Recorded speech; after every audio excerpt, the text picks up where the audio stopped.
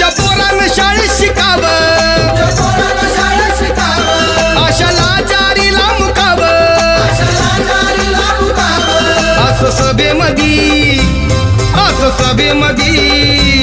असं सभेमधी भाषण व मग कुणी नाही केलं भलं व